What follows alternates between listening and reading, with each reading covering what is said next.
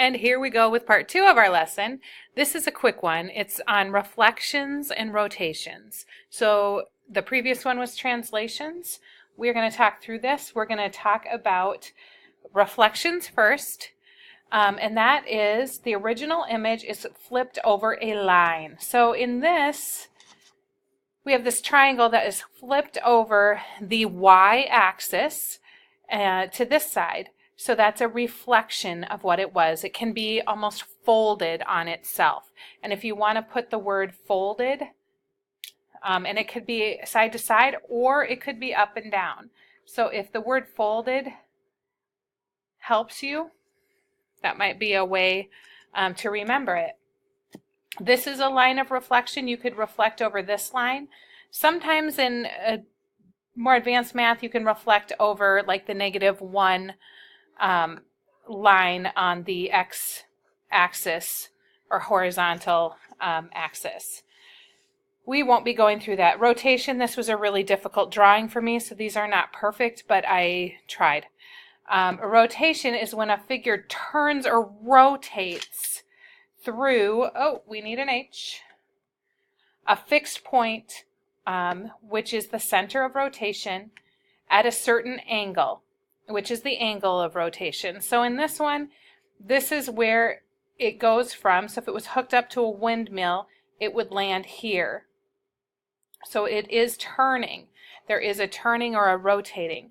And usually what you are going to be dealing with is 90-degree rotations, maybe sometimes a 45-degree rotation, which is like that half of 90. But other than that, you won't have to measure an angle of rotation. So we are going to take a look at page 609 together. There are so many pictures that it just did not really make sense for me to try to draw them, because y'all know my art skills. So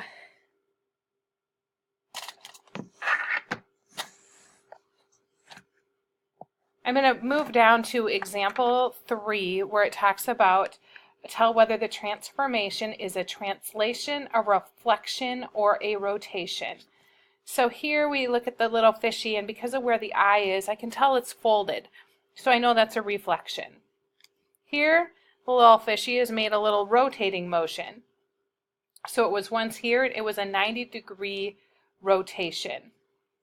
And it goes across that x-axis. Here, the little fishy just sunk under a little bit further. And so, obviously, that's just a translation. Sometimes it wants you to tell across what axis it is. So remember, this is the x-axis and this is the y-axis. So for your assignment today, you are going to have to tell the difference between some of these. You're going to have to identify them. I have found that my students do a nice job with this one. You just have to really be careful and look closely at the pictures and what is happening. You don't have to redraw them.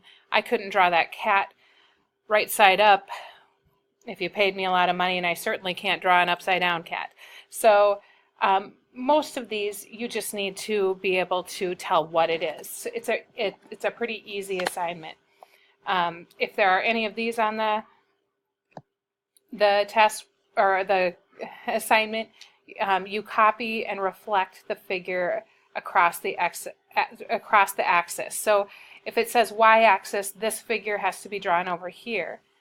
X-axis is this one, so it would have to be drawn up here using the same dimensions. This one, and you can use the points and just see how far down to go to reflect it. Shouldn't be too difficult. This is an easy one, so you're welcome. But it is combined with the other assignment.